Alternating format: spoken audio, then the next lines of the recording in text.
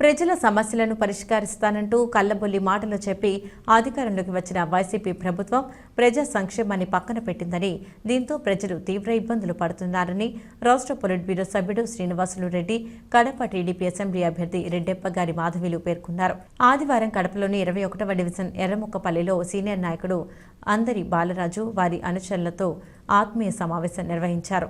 20వ డివిజన్లో తెలుగుదేశం పార్టీ ఎర్రముక్కపల్లిలో Telugudesam party senior నాయకుడు అందూరి బాలదాస్ గారి ఆతిథ్యానికి వాళ్ళ ఇంటికి రావడం జరిగింది.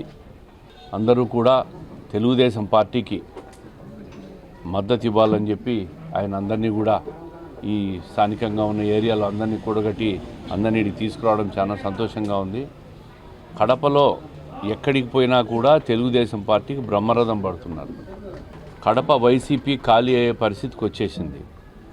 పాపం చాలా బాగా ఆనందంగా జీవితం గడిపే అంజద్ బాషా గారికి ఈరోజు చాలా కష్టాలు వచ్చినాయి.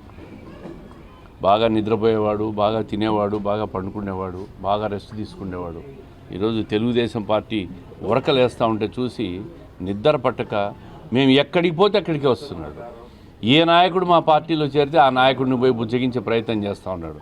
కానీ ఎవరు వినే పరిస్థితిలో లేరు. పాపం ఆ పరిస్థితి ఈరోజు అంజద్ బాషా గారికి వచ్చింది. ఏది ఏమైనా కడప నియోజకవర్గంలో వీళ్ళందరి మద్దతుతో బాలదాస్ గారు కానీ, ఆయన కుటుంబం కానీ, మిగతా తెలుగుదేశం పార్టీ స్థానిక నాయకులు కానీ వాళ్ళందరి మద్దతు మాకు రావడం చాలా సంతోషం. 20వ డివిజన్లో బాలదాస్ గారింటికి ఒక ఆత్మీయ సమావేశంకు రావడం జరిగింది. ఇంకా 40-45 రోజులుంది. మనము ఎన్నికల్లోకి ఎదుర్కొంటున్నాము. ఈ సందర్భంగా తెలుగుదేశం పార్టీలో ఉన్న కుటుంబ సభ్యులందరూ ఏకతాటిగా పోరాడి ఈసారి తెలుగుదేశం పార్టీని అధికారంలోకి తీసుకురావడము, చంద్రబాబు నాయుడు గారిని ముఖ్యమంత్రి చేయడము, అలాగే కడప నియోజకవర్గంలో తెలుగుదేశం పార్టీ జెండాని రెపరెపలాడించి ఇక్కడ కూడా మనము విజయం సాధించి గెలవడము అనే లక్ష్యంతో ప్రతి ఒక్కరము పోరాడతాము. అలాగనే జనసేన వాళ్ళు కూడా ఈ పొత్తులో భాగంగా వాళ్ళు కూడా వచ్చి రేపు వచ్చే ప్రభుత్వము తెలుగుదేశం ప్రభుత్వంగా ఖచ్చితంగా పోరాడుతున్నాము. వస్తుంది ప్రభుత్వము, చంద్రబాబు నాయుడు గారు ముఖ్యమంత్రి అవుతున్నారు. కడప నియోజకవర్గంలో తెలుగుదేశం పార్టీ జెండా ఎగరేస్తాము. అలాగనే మా కుటుంబ సభ్యులమందరము ఏకతాటిగా ఐకమత్యంగా ఉన్నామనేది మేము మీకు చూపిస్తాం. నా ఆహ్వానాన్ని మన్నించి ఒక దళిత నాయకునిగా తెలుగుదేశం పార్టీలో శ్రీనివాసరెడ్డి గారు ప్రవేశించినప్పటి నుంచి ఆయనకు నేను అనుచరునిగా పనిచేయడం జరిగింది. ఈ నగరంలో 5 సంవత్సరాలు జగన్మోహన్ రెడ్డి గారి ప్రభుత్వం ఏర్పడిన తర్వాత అనేకమైనటువంటి పేదరికం, నిరుద్యోగ సమస్య, మౌలిక వసతులు, అధ్వాన్నమైనటువంటి రోడ్ల వ్యవస్థ, మరి పేదవానికి కూడు గుడ్డు నీరు అనేది పూర్తిగా నిర్వీర్యమైపోయింది.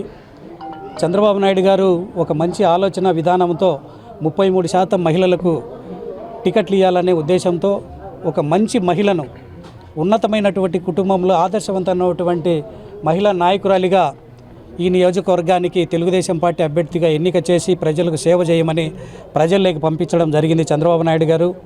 అందులో భాగంగానే ఈనాడు మాధవరెడ్డి గారు గత ఒక నెల కాలం నుండి ప్రజల్లో మమేకమయ్యి మరి ప్రజా సమస్యలను అవగాహన చేసుకుంటూ ఎక్కడైతే ప్రజలు బాధపడుతున్నారో ఆ సమస్యలపైన ఎలుగెత్తి మరి ప్రభుత్వాన్ని నిలదీయడం జరుగుతూ ఉంది.